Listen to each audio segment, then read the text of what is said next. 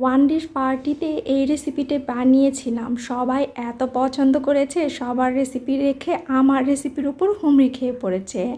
আমার রেসিপি সবার আগে ভ্যানিশ। প্রথমে কিন্তু এখানে আমি পোলাওয়ের চাল নিয়েছি, আর চালটা অবশ্যই মেপে নেবেন। এখানে আমি 2 মুঠ পোলাওয়ের চাল নিয়েছি। খুব ভালো করে ধুয়ে এখন এটা পানি দিয়ে ভিজিয়ে রাখবো 10 থেকে 15 মিনিট। অন্যদিকে এখানে আমি একটা পাটালি গুড় নিয়েছি। গুড়গুলোকে এইভাবে ঝুড়ো করে নিতে হবে, ঠিক এমন হবে। আর যেই চালগুলোকে ভিজিয়ে রেখেছিলাম ওগুলো 15 মিনিট পরে এখন আধা বাটা করে নেব।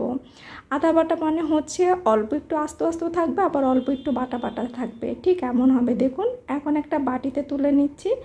আর অন্যদিকে চুলায় একটা পাত্র বসিয়ে দিয়েছি। এখন এর মধ্যে দিয়ে দিচ্ছি দুধ। এখানে আমি 2 লিটার লিকুইড দুধ ব্যবহার করেছি। বাসায় যদি লিকুইড দুধ না থাকে সেক্ষেত্রে পানির মধ্যে গুঁড়ো দুধ মিশিয়েও কিন্তু এই রেসিপিটা আপনারা করে নিতে পারেন। দিয়ে দিচ্ছি 2টা এলাচ ও 2টা দারচিনি, আরও দিয়ে দিচ্ছি 2 টেবিল চামচ পরিমাণ গুঁড়ো দুধ। দুধটা দেওয়ার পর এখন চুলার জালটা অন করে দিব। এখন এটাকে হাফ লিটারের মতো জাল দিয়ে কমিয়ে নিব। দুধটা দেওয়ার পরই তারপরে চুলার জাল অন করবেন। গরম দুধের মধ্যে গুঁড়ো দুধ দিতে গেলে দেখা যাচ্ছে দুধটা দলা পেকে যাবে। আর এলাচ আর দারচিনিগুলো তুলে নিচ্ছি যেন অতিরিক্ত গন্ধ বের না হয়। আর অন্যদিকে কিন্তু এখানে আমি কিছু পেস্তা বাদাম নিয়েছি। পেস্তা বাদামগুলোকে একটু ভিজিয়ে রেখেছিলাম যেন উপরের খোসাটা বের হয়ে যায়। খোসাটা ছাড়িয়ে নিচ্ছি আর এভাবে একটু গুঁড়ো করে নিচ্ছি। আপনারা চাইলে কিন্তু এটাকে কুচি করেও কেটে নিতে পারেন।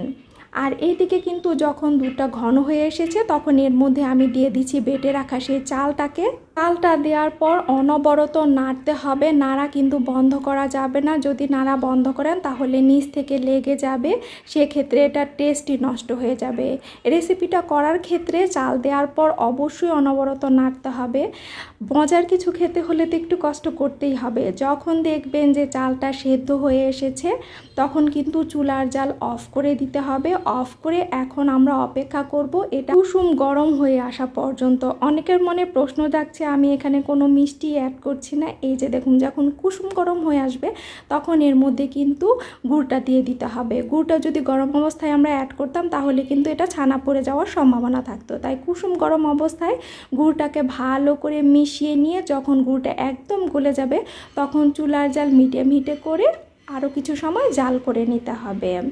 আর এইদিকে দেখুন যখনই শুনেছে আমার হাজব্যান্ড আমি এই রেসিপিটা করছি সে খাওয়ার জন্য পাগল হয়ে গেছে। এখনও কমপ্লিটই হয়নি আর সে খাওয়ার জন্য পাগল হয়ে গিয়েছে, তাই ওকে অল্প একটু দিয়ে দিলাম।